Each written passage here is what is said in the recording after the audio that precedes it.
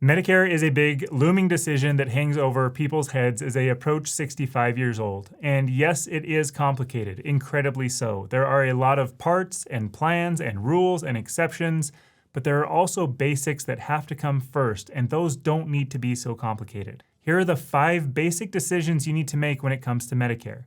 Number 1, should you even take it right now? Number 2, once it is time to take it, when and how do you start? Number 3, once you have Original Medicare, what do you do about the gaps that Original Medicare does not cover? Number 4, once you have those gaps covered, how do you use Medicare when you need it? And then number 5, what if you're not happy with what you have? Now, we are closing in on 200 videos on this channel of various lengths, and there are deep dives into each one of these basics if you really want to get into the details and get into the weeds. But this video is about simplicity. So I'm going to go over each of those 5 topics and the decisions that most people face. We have chapters if you want to skip around from one chapter to another. So right off the bat, the first question is, should you even take Medicare right now? And I'm just referring to those coming up on 65 years old. Those with a disability, that will be a different video. Look, you don't have to do anything. It's America. But for those who choose not to do certain things, there can be consequences or penalties. And Medicare is no different. But this is a super misunderstood topic where we hear from people all the time that say, hey, I have to go on Medicare at 65 or I get penalized, right? Let me clear this up for most people. If you are employed or your spouse is employed and you are covered by a company health insurance plan, again, whether that's your company or your spouse's company, you do not have to go on Medicare when you turn 65 and you will not be penalized. So if you are employed or covered by your spouse, you don't need to worry right now about penalties. Here are some things to consider. Number 1, just because you are covered by your company plan does not mean that your company plan is a better fit for you. Medicare coverage is quite strong. Nothing against where I work now, but Medicare offers more coverage for less cost than my current plan. So you won't be penalized if you don't take Medicare at 65 in this situation, but that doesn't mean ignore Medicare as an option. Number 2, if you are taking Social Security benefits before age 65, you will automatically be signed up for Medicare Parts A and B. This is important because we get a lot of questions about this. Medicare is not automatic at 65 unless you are taking Social Security benefits before age 65. Then it is. And it is both Part A and Part B. Now you can delay Part B. You have to do this proactively, and there are reasons to do this that we cover in different videos, but you can't be taking Social Security benefits and not have at least Part A. Okay, the third part of this little chapter here is if your company or your spouse's company has fewer than 20 employees, things can get a little bit tricky. You won't be penalized if you don't take Medicare in terms of an official government penalty. However, your company plan technically will only pay for your healthcare services after Medicare pays its share first. And if you don't have Medicare, you could be on the hook for your full bill. This is up to the discretion of your insurance company. So again, this is only if your company has fewer than 20 employees. Everyone with 20 employees or more, you don't need to worry about this. All right, the fourth little sub-chapter of this main chapter is if you are on an individual plan through the marketplace, once you turn 65, you lose your eligibility for certain credits, making the marketplace plan not appealing when compared to Medicare. All right, the fifth and final subtopic of this chapter is the way you do get penalized for not taking Medicare at 65 is if you do not have health insurance at 65, or you have COBRA as your health insurance when you turn 65, or you're on a retiree plan at 65 and you decide not to get Medicare. The penalty comes when you do decide to get Medicare sometime after your initial enrollment period or a special election period. So to recap section 1 of this video, should you even take Medicare now? Well, compare what you do have now with what you would be looking at while on Medicare, and then you can make that decision. Okay, the second basic question that we need to answer is you've decided to take Medicare. How and when should you start? Well, our channel name is 90 Days from Retirement for a reason. Let's focus on the 90 days part. SSA.gov is where you would sign up for Medicare, and you can submit an application 90 days before your 65th birthday or 90 days before you want your Medicare to start. So I recommend to everyone, start that process early. This is a massive government organization that we're dealing with. Things take time, so get started early. I touched on it just now, but the how of applying for Medicare is through the Social Security Administration. You set up a My Social Security account online, you can sign up for Medicare Parts A and B online, or you can do either of those at your local Social Security office. Just make sure that you set up an appointment rather than just walking in. So start early, work through the Social Security Administration. And by the way, our website 90daysfromretirement.com has what we call the steps to Medicare. It goes through how far away from Medicare you are, as well as each of the steps in those timeframes and step-by-step tutorials on how to set up a My Social Security account, how to sign up for Medicare, and others. I'm biased, but I think that site is quite helpful. The link is in the description. All right, the third chapter of this video is once you have Medicare, how do you fill in the gaps that original Medicare does not cover? Again, this is for most people, so there are other fringe cases here, but for most people, it's one of three things. Number one, you have original Medicare. That's it. You have a large Part A deductible, a reasonable Part B deductible, you have 20% cost sharing with no maximum, and you have no drug coverage, no dental, no vision, no hearing.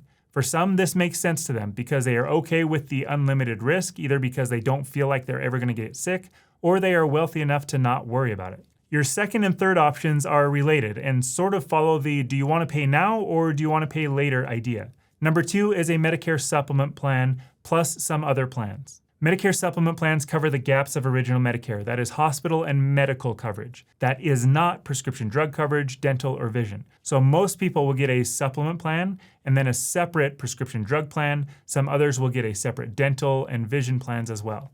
So these people pay more now in the form of higher monthly premiums, whether they use the healthcare system or not, but they potentially save more later because of the lower cost sharing in the form of copays and coinsurance if they do need to use the healthcare system.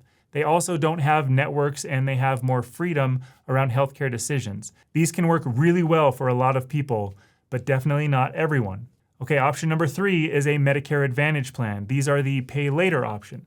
Most Advantage plans are $0 premiums. 73% of everyone on a Medicare Advantage plan right now pays $0 in premiums. For those who do have premiums, the average nationally is $15 per month. So not a lot of paying now in the terms of fixed monthly premiums. Now they typically include drug coverage, dental, vision, and some other things. The trade-off is more cost sharing in the form of higher copays, coinsurance, and then they have an out-of-pocket max. These are closer to what you've experienced with your work plans of needing to stay in a network. You could have prior authorizations and potential denials. These are managed care plans managed by private insurance companies. There is a lot that goes into this. So if this is the only video you've ever seen on our channel, please be sure to watch our Advantage versus supplement comparison. It's a heated debate, but Advantage plans can work really well for a lot of people, but definitely not everyone. So to wrap up chapter 3 here, how are you going to fill in the gaps of original Medicare? Do nothing, get a supplement plan and potentially some other plans, or get an Advantage plan.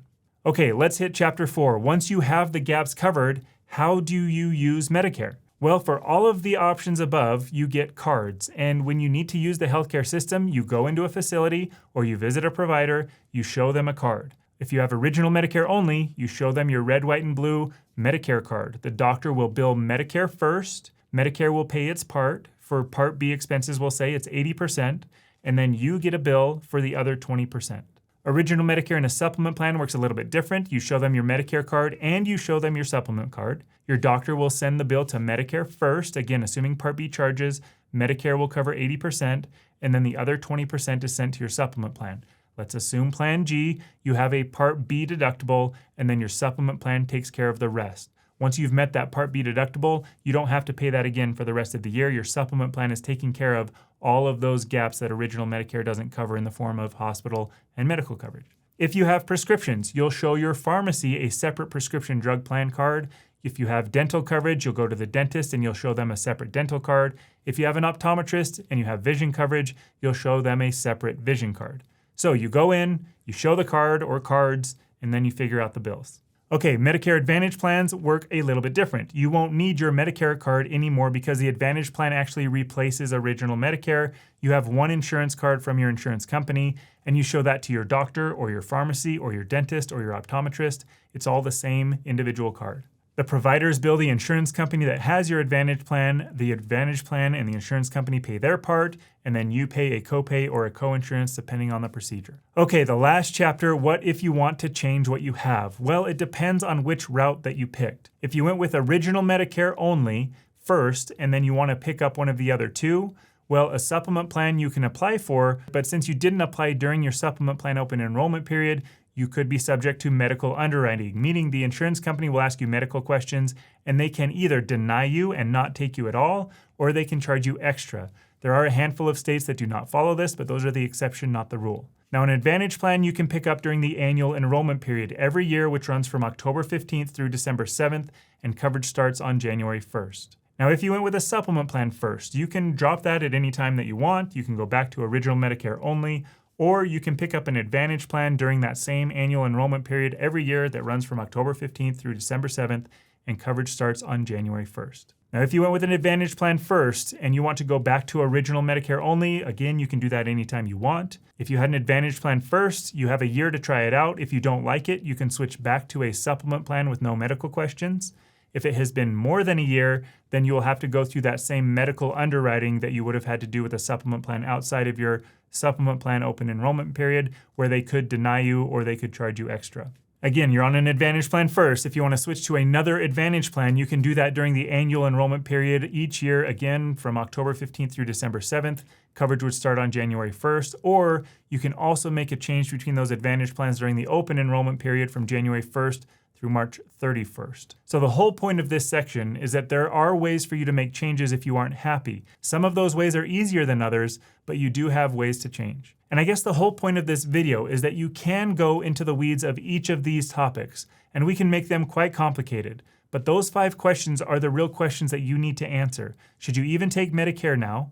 If you are going to take it, when and how do you get it? What are you doing about the gaps of original Medicare? How do you use your plans once it's time to use the healthcare system with Medicare? And what can you do if you want to switch? And guess what? The complicated parts of those questions, that's what Medicare helpers are here for. Your agent is here to help you through this. If you have one, please use him or her. Your local SHIP office is there to help you through this. We are here to help you through this if you don't have an agent, or if you just want to go on our website and use it. Use it. So with the onslaught of mail and phone calls and emails, throw on top of that the research that you can overwhelm yourself with on YouTube or the internet. Don't let it scare you. Don't let it get you down. It doesn't have to be scary. If you do want to take deep dives into these topics, subscribe to our channel, check out our other videos, and I will see you in the next video.